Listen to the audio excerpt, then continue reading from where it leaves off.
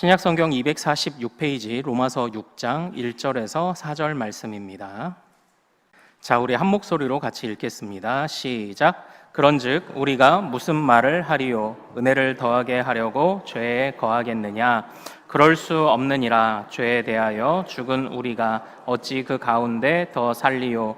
무릇 그리스도 예수와 합하여 세례를 받은 우리는 그의 죽으심과 합하여 세례를 받은 줄을 알지 못하느냐?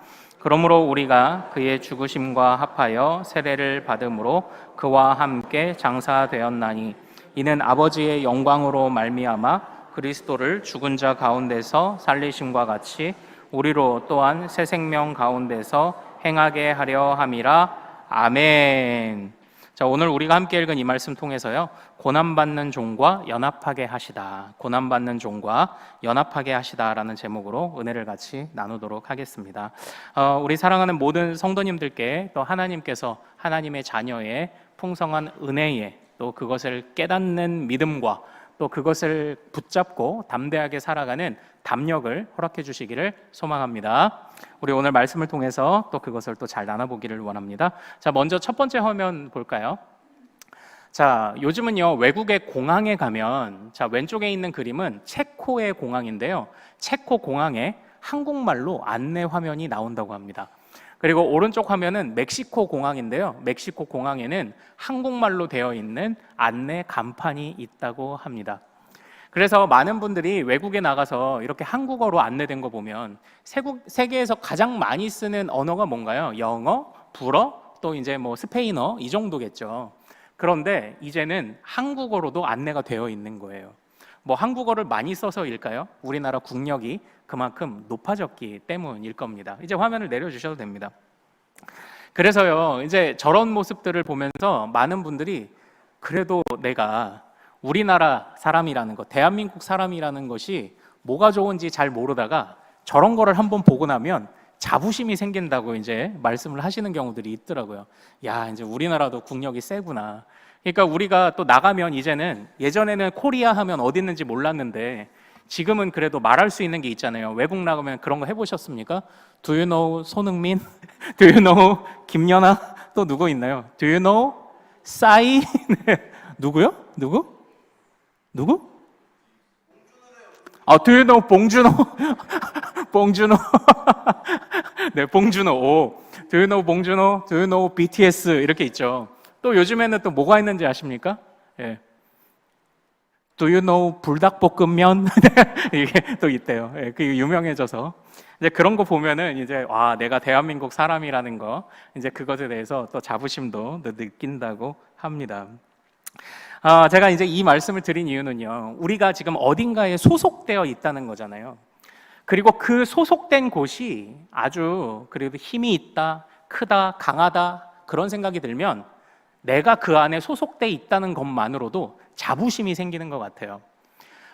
저는 오늘 그리고 여러분들과 같이 나누고 싶은 이야기가 뭐냐면, 이게 사도 바울이 기록한 로마서를 쭉 묵상을 하다 보니까 어떤 느낌이냐면, 마치 내가 하나님 나라에 속해 있다는 것이 얼마나 기쁘고 감격스럽고 자부심이 느껴지는 이야기인가를 고백하고 있는 게 로마서 같다는 생각이 점점 짙게 드는 거예요.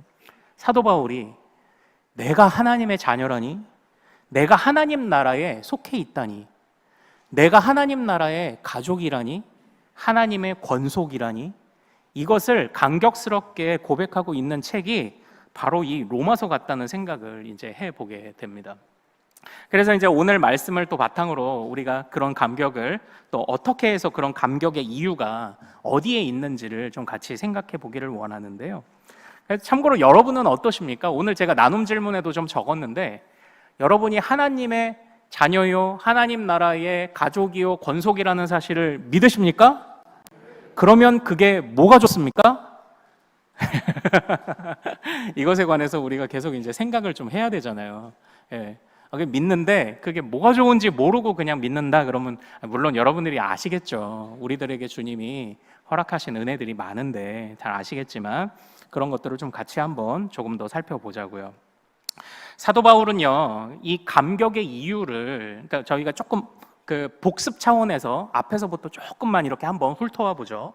그 감격의 이유를 어디서 찾고 있냐면 우리 1장에서 논했던 게 무엇입니까? 사도 바울이 이방인들을 향하여 쓴소리를 합니다. 자, 제가 드렸던 그런 예화를 기억하시죠? 한 철학자가 그 자신의 제자를 목욕탕에 보낸 거죠. 이제 목욕을 하러 가려고 목욕탕에 사람이 얼마나 많은지 보고 와라 이렇게 했더니 이 제자가 목욕탕에 갔는데 사람이 바글바글한 거예요. 근데 그때에 아주 나이든 노예가 있는데 나이가 지긋한 노예를 모든 사람들이 노예니까 다 업신여기고 하대하는 겁니다. 그러나 그 중에 한 젊은 귀족만 이 노예임에도 불구하고 이제 이 연세 드신, 그러니까 어르신이니까 노예임에도 불구하고 이 젊은 귀족 한 사람만 그 노예를 존중하고 있는 거예요. 그래서 그 모습을 본 제자가 이 자기 스승님에게 와서 이렇게 말합니다. 스승님, 목욕탕에 몇 명뿐이라고 얘기했죠? 한 명뿐입니다. 이렇게 얘기를 한 거예요. 사람이면 다 사람이냐? 껍데기만 사람은 사람이 아니지. 이렇게 얘기를 하는 겁니다. 제가 이 말씀을 드리면서 사도 바울이 이방인들을 책망하는 게 그거예요. 우리 안에 하나님의 흔적이 있다.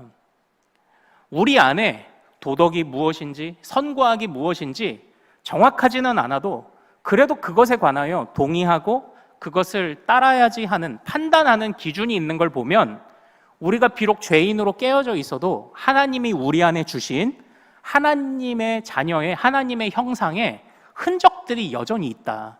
그런데 이방인들아 너희가 하나님을 외면하며 산 것 보니까 너희들은 너희 안에 하나님이 담아주신 그 흔적들을 외면하며 살았던 너희들은 죄인이다. 지금 그 이야기를 했던 거죠. 그런데 그 이후에 이제 2장으로 넘어가면요. 사도 바울이 이런 이야기를 합니다. 그런데 유대인인 우리도 사실은 똑같아. 이렇게 이야기를 합니다. 왜 똑같습니까? 유대인도 왜 똑같아요? 유대인은 자기가 할례받은 사람이라고 생각했고요. 택함받은 사람, 하나님의 백성에다가 게다가 하나님의 진리의 말씀까지 소유하고 있다고 생각을 했었습니다. 그런데 하나님을 알만한 것을 2장에서는 뭐라고 말했죠? 두 글자 단어, 양심이라고 말했죠. 우리 유대인들은 따지고 보면 너희와 다르지 않아. 우리는 양심을 거슬렀어. 이렇게 이야기를 하고 있는 겁니다. 이 양심을 거슬렀다는 게 무엇인가요? 자, 우리 로마서 4장으로 가겠습니다. 로마서 4장에 가서 9절부터 12절까지만 한번 읽어보죠.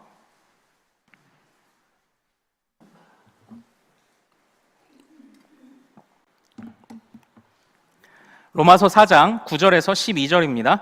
자, 시작. 그런즉 이 복이 할례자에게냐 혹은 무할례자에게도냐 무릇 우리가 말하기를 아브라함에게는 그 믿음이 의로 여겨졌다 하노라.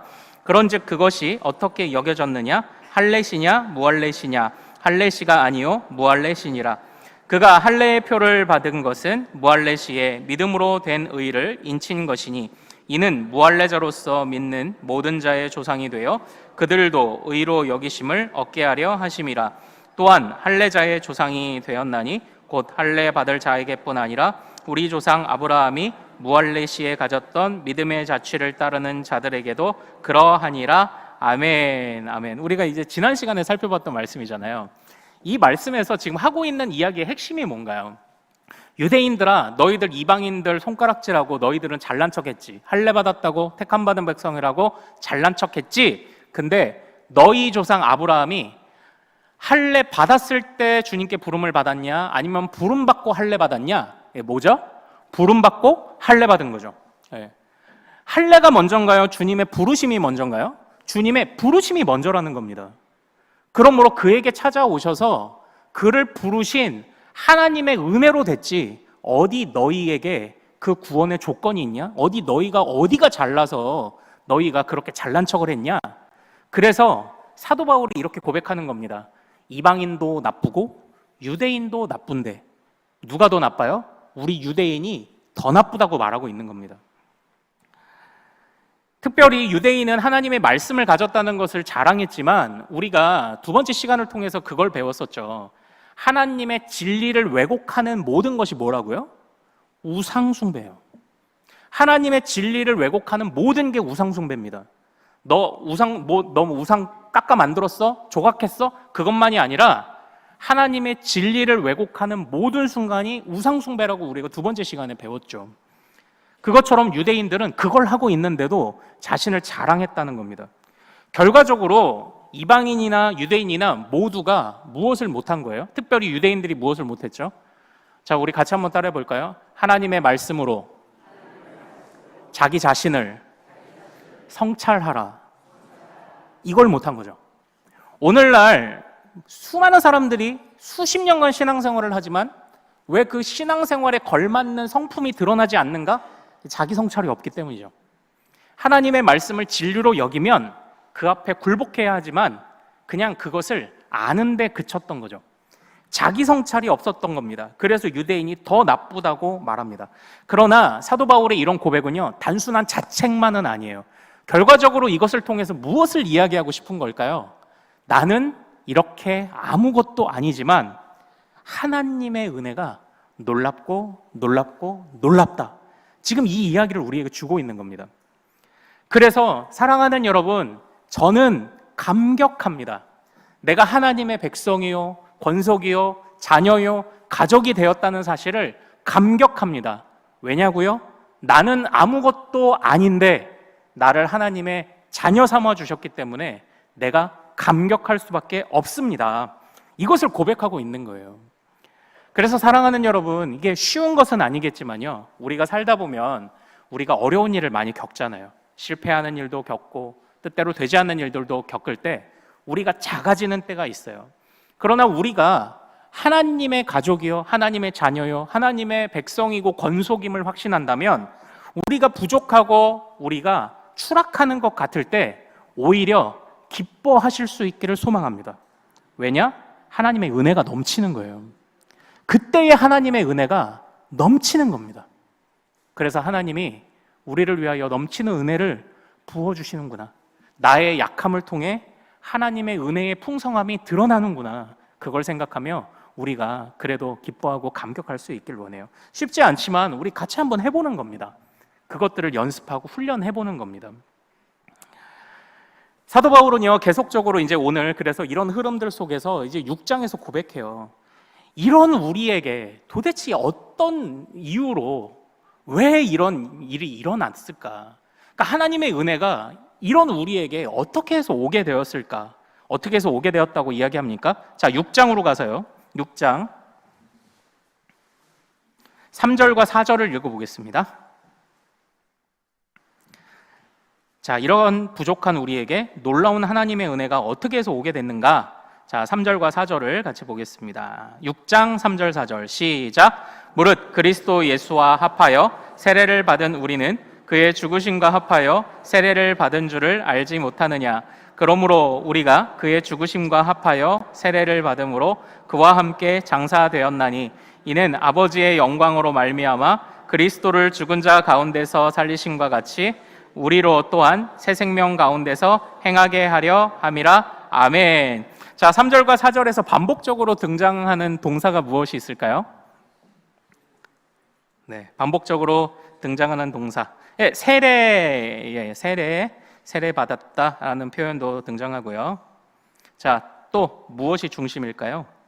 바로 합하여입니다. 합하여. 예수와 합하여. 이런 나에게 어떻게 그 놀라운 하나님의 은혜가 왔다고 말하는 겁니까?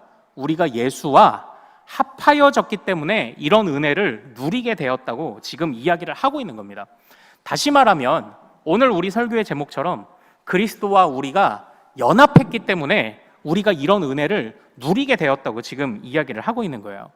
여기에서 우리 믿음의 선배들이 예전에 고난을 받을 때 이렇게 카타콤이나 이런 그 무덤으로 숨어 들어가서 살잖아요. 그런데 그때에 가지고 있는 생각들과 소망들을 이제 벽에다가 그림을 그린 걸 제가 예전에 말씀드린 적이 있었습니다. 그렇게 숨어 살던 사람들이 벽에다가 무슨 그림을 그렸죠? 예, 세례받는 장면을 그림을 그린 겁니다. 예, 세례받으면서 내가 주님과 연합했구나, 내가 주님과 연합했으므로 나에게 새 생명이 있구나를 소망을 담아서 벽화를 그린 것들을 제가 이제 사진으로 보여드린 적이 있지 않습니까? 그러므로 이 말씀을 놓고 볼 때 우리가 세례받았다는 사실, 그리고 성찬에 참여할 수 있다는 사실이 얼마나 감격스러워해야 하는 일인지가 사실 여기서 드러나죠. 우리는 이것을 이제 계속 생각을 해야 합니다. 그런데 핵심은요, 예수님과 우리가 연합을 했다는 거예요. 연합했다. 예수님과 우리가 연합을 했기 때문에 이런 우리가, 이방인이나 유대인이나 이런 우리가, 그냥 아무것도 내세울 것 없는 우리가 하나님의 무한한 은혜를 받았다. 예수님과 연합했기 때문에 이걸 지금 고백하고 있습니다. 자, 그럼 한번 질문 드려볼게요. 예수님과 연합이라는 게 무슨 뜻일까요? 예. 사실 여러분들이 아실 거라고 생각을 합니다. 근데 조금 정리를 해보자고요. 예수님과 연합했다. 연합했다. 이게 무슨 뜻일까요? 예수님과 연합했다. 예전에 중세나 또는 기독교가 조금 과도하게 좀 왜곡되어가는 이런 불균형한 모습에서 이 연합을 자꾸 잘못 이해를 한 사람들이 뭐라고 생각을 했냐면 신인합일이다. 그러니까 주님과 내가 연합이라는 것과 주님과 내가 마치 크로스 하면서 그냥 하나로 합쳐지는 것을 자꾸 오해를 한 겁니다. 오해를 했어요. 그러다 보니까 연합을 자꾸 하나님과 신인합일이라고 생각을 하니까 내가 주님과 연합했다는 증거가 뭘까요? 기적만 쫓아가는 거예요. 기적만. 근데 오늘도 우리가 불균형하면 이런 모습을 볼 수가 있어요. 어떠냐? 너 방언 받았어? 방언 받아야 구원 받은 거야. 이런 얘기가 사실은 그런 것들과 다르지가 않아요. 신인합일 또는 기적, 그런 것만이 다 잘못됐다고 말한 거 아닙니다. 그러나 그게 천편일률적으로 적용되는 연합의 증거다라고 말하면요, 우리는 기독교를 신비가 아니라 신비주의로 보는 거예요. 그러면 위험해집니다. 기독교는 신비인데 신비주의로 보면 안 돼요. 그러면 이 연합이라는 걸 뭘까요? 연합이라는 걸 어떻게 생각하면 될까요? 그래서 우리가 5장에, 지난 시간에 우리가 5장을 많이는 못 봤어요. 그래서 다시 한번 5장으로 가볼게요. 5장에서 그리스도와의 연합을 이해하는 하나의 좋은 예를 들고 있습니다. 5장 12절을 가서 같이 읽어보도록 하겠습니다. 자, 5장 12절입니다. 같이 읽습니다. 시작. 그러므로 한 사람으로 말미암아 죄가 세상에 들어오고 죄로 말미암아 사망이 들어왔나니 이와 같이 모든 사람이 죄를 지었으므로 사망이 모든 사람에게 이르렀느니라. 아멘. 예수님과의 연합을 설명하기 위해 들었던 하나의 예가 무엇인가요? 아담이에요. 아담. 자, 이제 어떻게 보면 이 아담의 문제가요, 기독교가 복음을 들고 전하는 데에 상당한 걸림돌과 같은 역할을 합니다. 우리에겐 중요하지만, 받아들이면 너무 중요한 거지만 아직 받아들이지 않는 사람에게는 걸림돌이 되더라고요. 자, 아담이 죄를 지었지 내가 죄를 지은 건 아닌데 왜 아담의 죄가 나의 죄가 되나요? 왜 우리가 원죄를 갖게 됩니까? 왜 그렇죠? 제가 이것을 이해하기 쉽게 우리 어거스틴의 뜻을 따라서 제가 종자의 원리를 말씀드린 적이 있어요. 종자의 원리. 자, 여기 예쁜 꽃이 있습니다. 이 꽃은 어디서 왔나요? 바로 씨앗에서 왔겠죠. 그럼 그 씨앗은 어디서 왔나요? 그 앞전의 씨앗에서 왔겠죠. 그 씨앗은 어디서 왔나요? 앞의 씨앗. 그 씨앗은 또 앞의 씨앗, 앞의 씨앗, 앞의 씨앗. 결국은 하나님이 최초에 창조하셨던 최초의 씨앗에서 이것들이 계속 이어져 왔을 겁니다. 그것처럼 어거스틴은 이 아담이 우리의 종자, 씨앗이다. 그래서 아담으로부터 우리에게 죄가 유전된다라는 그런 이야기를 한 적이 있었습니다. 그리고 또 이것을 우리의 믿음의 선배들이 뭐라고 설명을 했냐면, 아담은, 같이 한번 따라해 볼까요? 아담은 인류의 대표이다. 대표성의 원리라는 것으로도 이것을 설명했습니다. 그러니까 이 연합이라는 것을 한번 잘 보세요. 연합. 제가 드리는 말씀하고 그리고 나서 좀 정리를 해볼게요. 연합이라고 할 때, 그러니까 우리가 신인합일, 내가 예수님과 하나가 되는 건 맞는데, 하나가 되는 건 맞지만 내가 예수님의 몸속으로 막 들어가거나 이런 일들이 있는 건 아니라는 거예요. 자, 참고로 구약에서도 이제 제사를 지내지 않습니까? 내 죄를 누구에게 안수해서 내 죄를 넘기죠? 제물인 양에게 넘기죠. 자, 그러면 만약 우리가 이 연합이라는 것을 신인합일처럼 생각을 한다면 똑같아야 돼요. 우리가 구약에서 만약에 제사를 드릴 때 내가 양처럼 돼야 되나요? 그건 아닙니다. 그건 아니에요. 내가 양에게 양을 드리는 순간 양과 내가 연합하는 건데, 그러면 내가 그때부터 내 발로 기어야 되나요? 그게 아니에요. 그게 아니에요. 예. 이 양을 내 대신에 우리 가족과 우리 가문의 대표로 양을 드리는 거죠.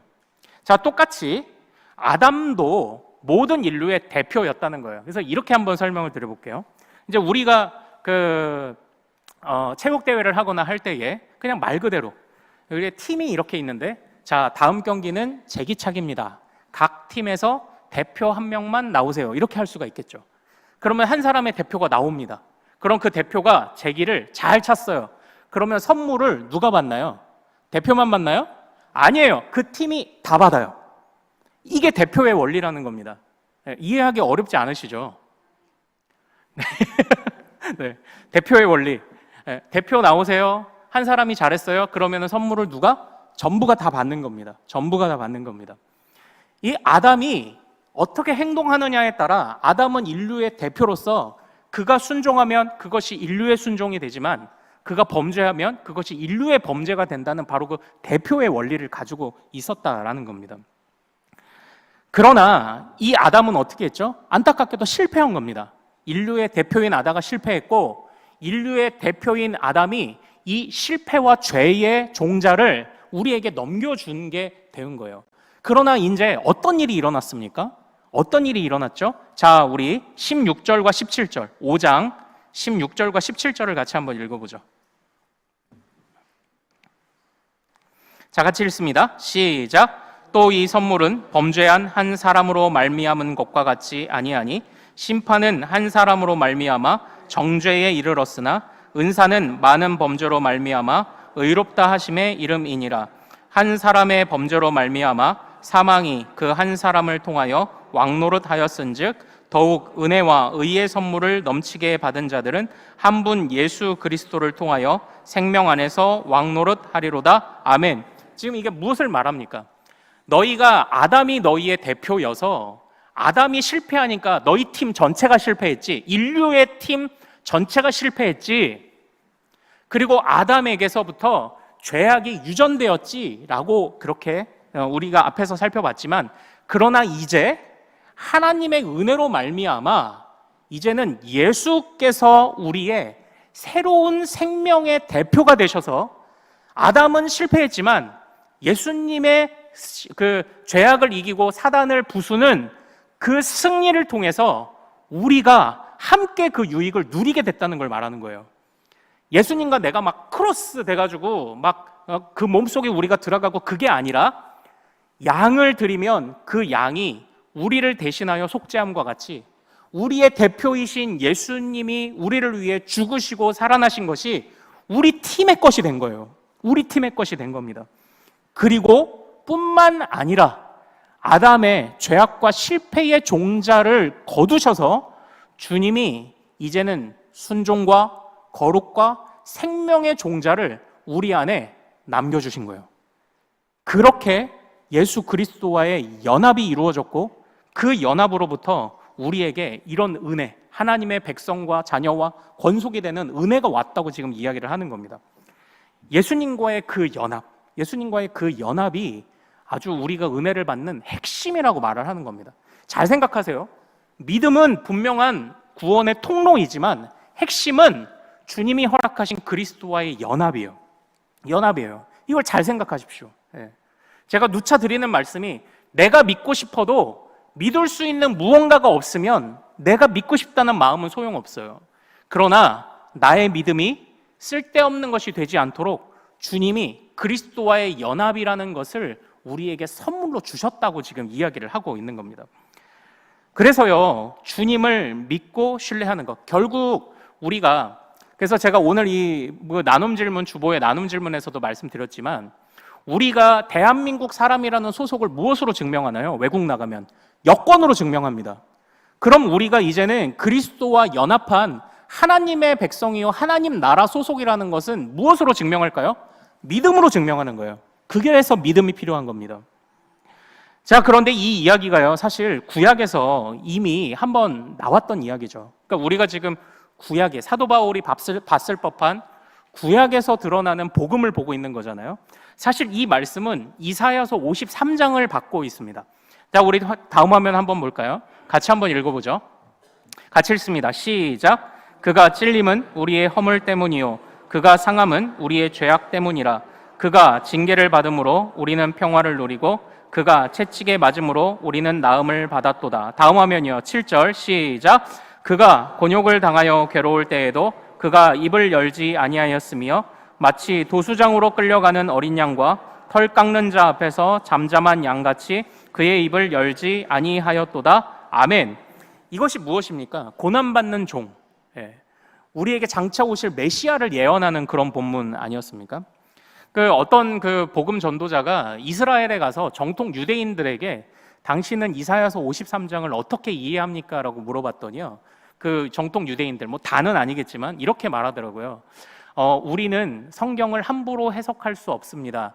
그래서 우리는 타나크, 그러니까 이게 히브리어로 그 구약 성경을 타나크라고 하거든요. 타나크, 타나흐 이렇게 얘기하는데 타나크를 배우지 않아요. 우리는 탈무드를 학교에서 배워요. 이렇게 얘기를 하더라고요.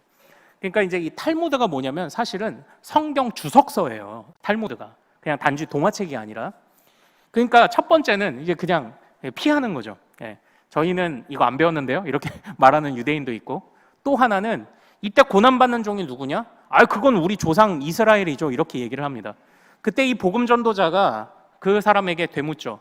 아니, 지금 이 본문이 당신들의 조상이 죄를 지어서 포로로 끌려가서 받는 고난의 때에 그들을 구원하신다는 약속인데 죄 짓고 끌려갔으면서 당신들이 이스라엘을 구원하는 고난받는 종이라고 말하면 모순 아니냐 이렇게 얘기했더니 그건 당신 생각이죠. 이러다가 옥신각신하다가 끝났습니다.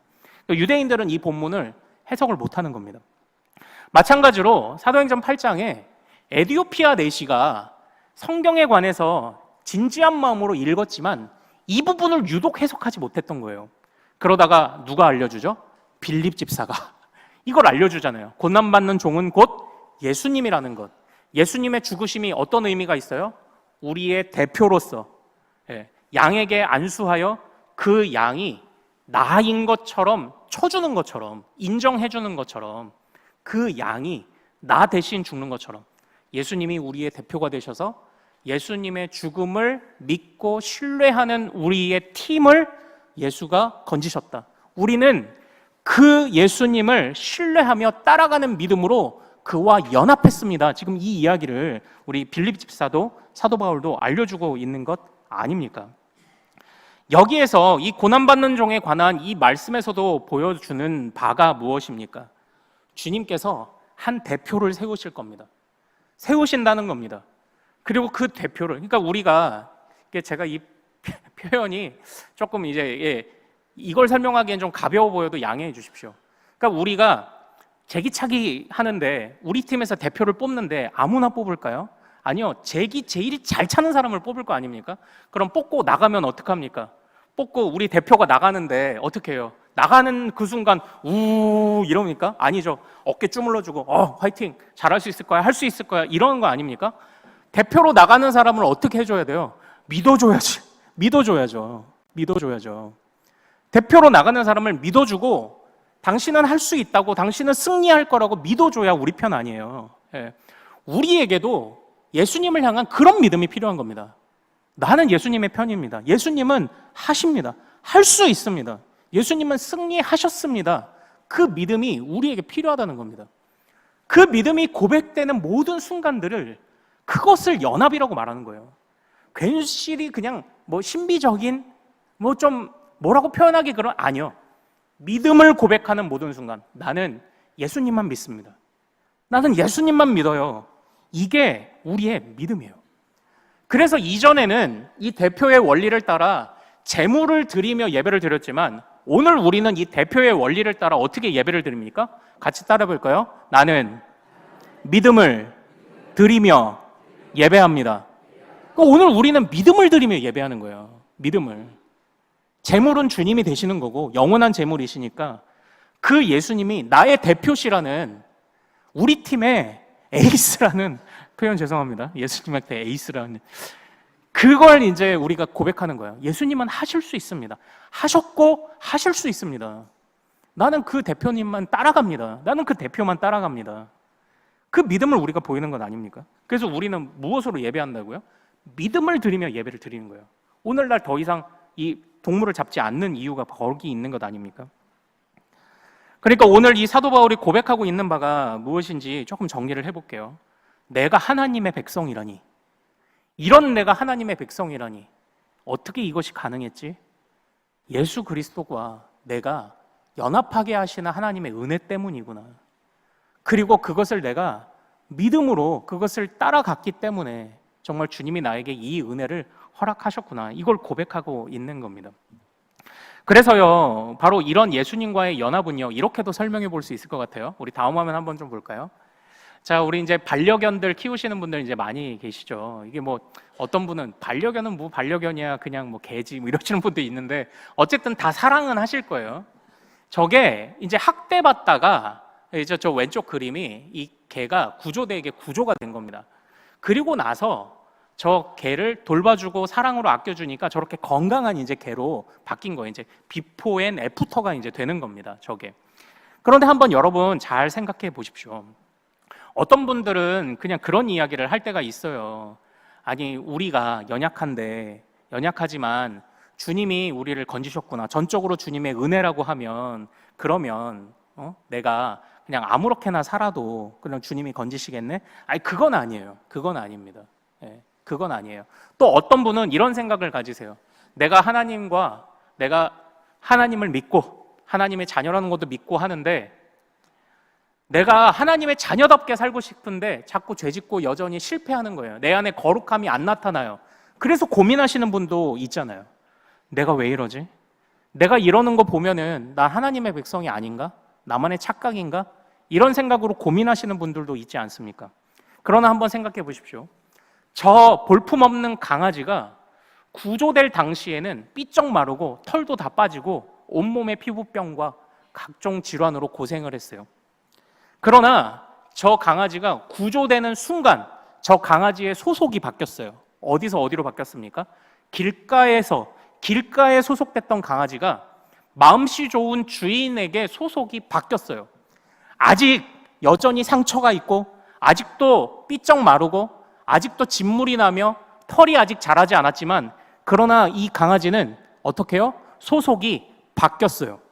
누가 뭐래도 그 맘씨 좋은 주인의 강아지가 되었어요. 우리는 여기에서 하나님의 자녀와 우리가 하나님의 자녀로서 때로는 실패한다 하지만 그것을 그래도 우리가 하나님 앞에 가지고 나가 다시 기회와 소망을 얻을 수 있는 이유는 뭔가요? 우리의 소속이 예수님과의 연합을 통해서 바뀌었기 때문이에요. 그리고 또 우리가 예수님과의 연합을 통해서 바뀌었기 때문에 우리의 소속이 바뀌었기 때문에 그렇다고 우리가 은혜를 넘치게 하려고 죄 가운데 거할 소냐? 절대 그럴 수 없다고 말을 하는 겁니다. 왜냐? 이 강아지를 생각해 보세요. 이 강아지 그러면 좋은 주인 만나서 상처도 치유받고 그리고 털도 다시 나고 하면 어떻게 해요? 다시 길가로 갈까요? 아니요. 강아지는 본능적으로 알고 있어요. 이 주인 안에 함께 머물고 싶다고 강아지는 마땅히 생각할 겁니다. 그게 뭘까요? 그게 믿음이죠. 나는 이 주인 안에 있어야만 해. 그래야 내가 살아. 나는 이 주인 안에 있기 때문에 내가 치료받는 건 시간 문제야. 나는 이 주인 안에 있어야만 고침을 받아. 그래서 난 떠나지 않을 거야. 다시는 길가로 가지 않을 거야. 이게 그리스도와의 연합 안에서 갖는 우리의 믿음의 고백이죠. 사도 바울이 지금 이 이야기를 하고 있습니다. 그래서 다시 6장으로 돌아오겠습니다. 6장 1절, 2절을 같이 한번 읽어보겠습니다. 6장 1절, 2절입니다. 자, 같이 읽습니다. 시작. 그런즉 우리가 무슨 말을 하리요? 은혜를 더하게 하려고 죄에 거하겠느냐? 그럴 수 없느니라. 죄에 대하여 죽은 우리가 어찌 그 가운데 더 살리오? 4절도 읽습니다. 시작. 그러므로 우리가 그의 죽으심과 합하여 세례를 받음으로 그가 함께 장사되었나니 이는 아버지의 영광으로 말미암아 그리스도를 죽은 자 가운데서 살리심과 같이 우리로 또한 새 생명 가운데서 행하게 하려 함이라. 아멘. 아멘. 주님이 우리와 연합하는 은혜를 통해서 우리를 어떻게 하기 원하신다는 겁니까? 은혜를 더하게 하려고 죄에 거할 소냐? 아니라는 겁니다. 이제는 새 생명 가운데 나는 이 주인을 떠나지 말아야지 라는 더욱 굳건한 결심을 하도록 우리를 이끌어 간다고 이야기를 합니다. 그게 믿음이라는 겁니다.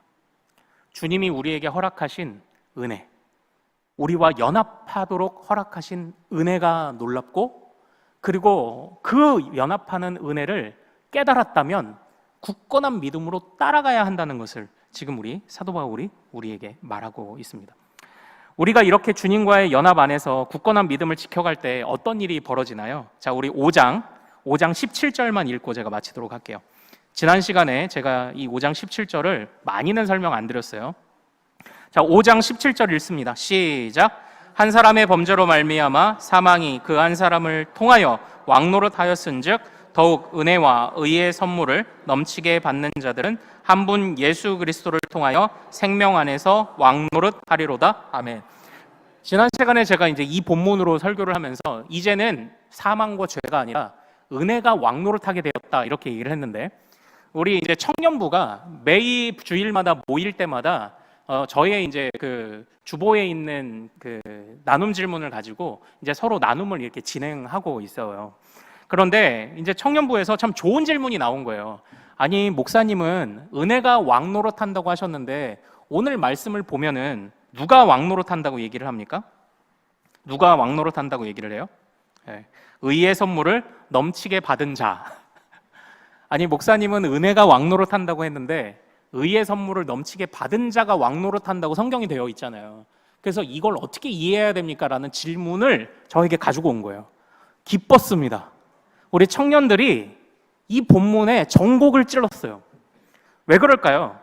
아니, 은혜 받은 우리가 왕노릇한대요. 그런데 이걸 왜 은혜의 왕노릇일까요? 간단하게 생각하면 이겁니다. 우리가 하나님의 은혜에 살아있는 증거예요. 우리가 하나님의 은혜 그 자체입니다. 우리의 살아가는 모든 삶이 하나님의 은혜 덩어리입니다. 그러므로 은혜가 왕노릇하는 건 그 안에서 거룩하게 회복된 우리가 그 안에 존귀하게 여김을 받는 것과 다르지 않아요. 우리가 하나님 안에서 은혜 덩어리인 우리가 존귀하게 여김을 받는다라는 것입니다. 그리고 또 이것이 또 어떤 의미가 있을까요? 결국은 주님께서 우리 안에 아담은 하나님의 흔적을 깨뜨려 버렸지만 예수님을 통하여 하나님의 형상을 다시 회복시키셔서 그 형상을 우리에게 다시 부어주셨죠. 뭐라고요? 이제는 실패하지 않는 생명의 종자를 우리에게 허락하신 겁니다. 그래서 이제는 그 안에 하나님 안에서 거룩함과 생명을 누리는 우리들이 존귀하게 되는 거죠. 바로 우리가 그렇게 왕노릇하게 되는 겁니다. 하나님의 형상을 회복하여 거룩하게 되고 이제는 우리가 그렇게 왕노릇하게 됩니다. 이제는 우리가 존귀하게 되었다라는 것을 지금 말하고 있는 겁니다. 우리 안에 은혜가 계속 역사하고 있습니다. 그래서 우리가 존귀하게 되었습니다. 지금 그 이야기를 하고 있는 것이죠. 이 모든 것이 어떻게 가능했다고요? 연합이라는 은혜를 베푸신 주님과 그 은혜를 굳건한 믿음으로 붙잡는 우리의 사랑과 고백, 그것이 바로 이렇게 놀라운 하나님의 은혜와 또한 우리를 새롭게 하나님의 형상으로 빚어 갱신시키시는 놀라운 은혜를 경험하게 하시는 핵심 키라는 것을 오늘 이 사도 바울이 고백하고 있는 것입니다. 사랑하는 여러분, 그러므로 주님이 우리와 연합하시다니 이것에 관한 감격을 우리가 절대 잊지 않기를 원합니다. 우리는 받을 자격이 없었어요. 그리고 어떤 믿음을 고백하죠? 그러니까 제가 이제 전도를 할 때에 그냥 사형리 전하는 거 좋은데 그냥 예수님이 죽으신 거 믿습니까? 라고 말하고 끝나면 제가 자꾸 아쉽다고 하는 이유가 거기 있는 거예요. 그 이후에 이 사람이 진짜 나는 이 주인 안에 머물러야지 라는 그 고백이 있는지를 점검하고 검증을 해줘야 돼요. 그러니까 섣부르게 구원을 선포하지 말자고요. 예. 확실한 구원을 선포해야 되잖아요. 그러므로 우리에게는 무엇이 요구된다고요?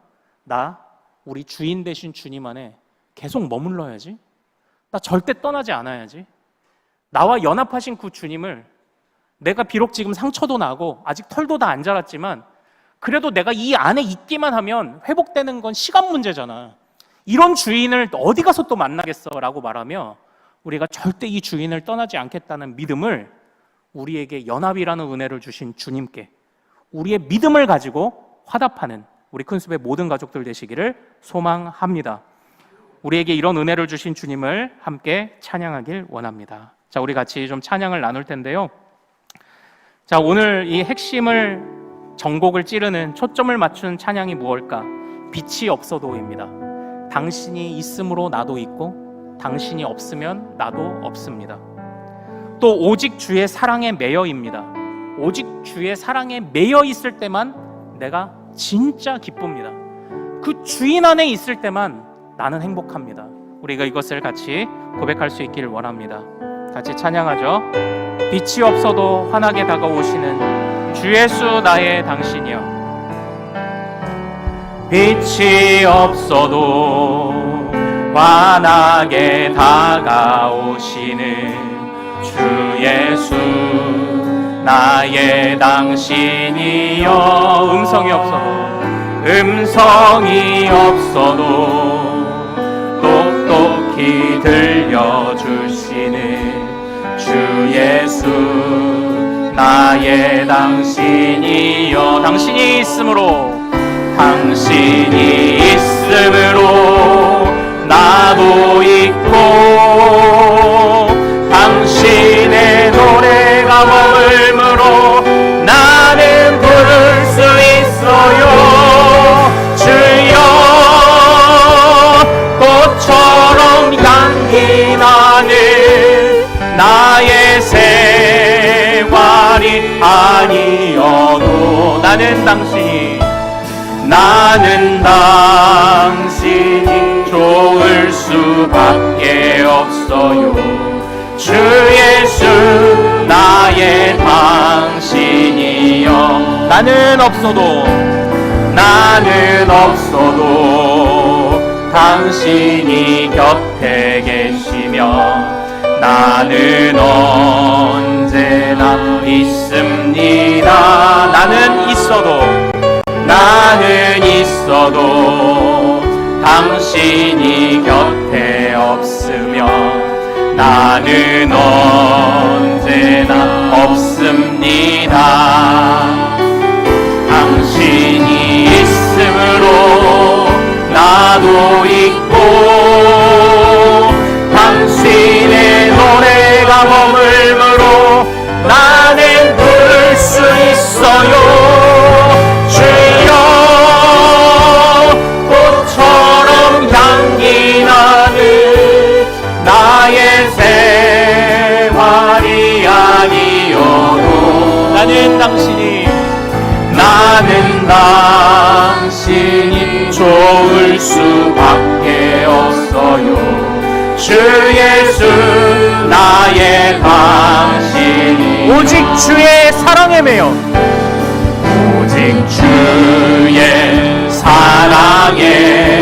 내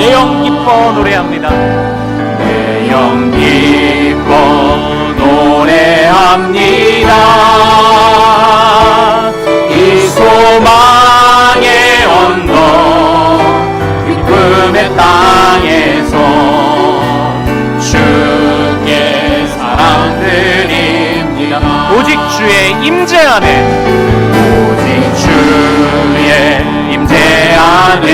갇혀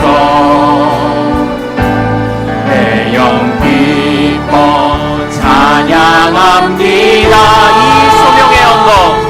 이 소명의 언덕 거룩한 땅을 주께 경배드립니다.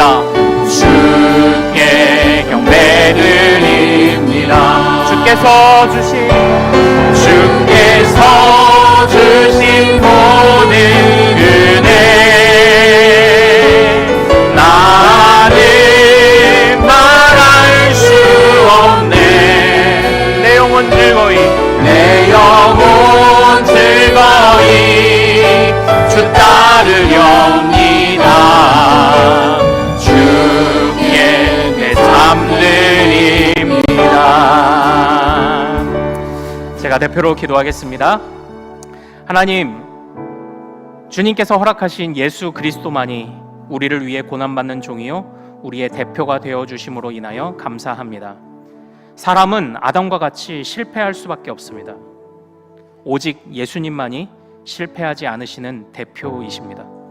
오직 예수님만이 우리 모두에게 유익을 주시고 은혜를 베푸시는 대표이십니다. 아담은 우리에게 실패와 죄악의 종자를 주었지만 그러나 예수님은 우리 안에 새 생명의 은혜를 허락하사 새 생명이 자라가게 하셨습니다. 새 생명의 씨앗을 주셨습니다. 그러므로 하나님, 어찌 우리가 우리에게 이 그리스도와의 연합이라는 은혜를 베푸신 하나님께 감사하지 않을 수 있으며, 또한 어찌 우리가 자꾸 과거로 미련했던 길바닥 생활로 돌아갈 수 있겠습니까? 하나님이여, 아직 우리가 부족한 것이 많지만 그러나 나의 소속이 맘씨 좋은 주인이신 주님께로 바뀌었기에 주님이 나를 회복시키시는 것은 시간 문제일 줄로 압니다. 하나님, 그러나 그 은혜를 가볍게 여기지 않도록 도와주옵소서. 다시 길거리로 돌아가는 것이 아니라 나 이 주인을 딱 붙어 따라가야지, 나 이 주인 안에만 머물러야지 하는 믿음으로 우리가 모든 순간 화답할 수 있도록 주님 도와주시옵소서. 그리스도와의 연합이란 은혜를 감사히 여기고 믿음을 고백하며 떨어지지 않기를 다짐하는 우리 큰숲의 모든 가족들에게 하나님 더 큰 은혜를 베푸시고 더 큰 믿음을 주셔서, 하나님, 이제는 정말 우리가 상처도 아물고 우리의 헐벗고 굶주렸고 짓물났던 또 모든 아픔들도 사라지고, 이제는 우리가 다시 주님이 우리를 만드셨던 그 모습 그대로, 아름다운 하나님의 형상 그 모습 그대로, 거룩한 모습 그대로 점점 자라가게 될 줄로 믿사오니, 하나님, 우리 안에 속히 그 놀라운 은혜의 열매들을 맺혀지게 인도하여 주옵소서. 하나님, 우리 사랑하는 큰숲의 모든 가족들을 위해 기도합니다. 이번 한 주간 우리는 또 삶의 현장에서 많은 어려움과 유혹을 받게 될 것입니다. 그러나 끝까지 거룩하게 하옵소서. 끝까지 우리를 이끌어 주시는, 우리와 연합하신 주님과 더불어 살아가게 하소서. 작은 예수가 되어 살아가게 하소서. 우리가 하나님의 백성임을 믿음으로 증명하게 하소서. 모든 순간 아버지 하나님 앞에서 부끄럽지 않은 일꾼이 되게 하소서. 그러나 실패할지라도 선한 주인에게로 다시 돌아오게 하소서. 주인을 놓치지 않도록 도와주옵소서. 사랑하는 모든 예배자들이 말씀 앞에 반응하며 기도로, 찬양으로, 예물로 화답하였습니다.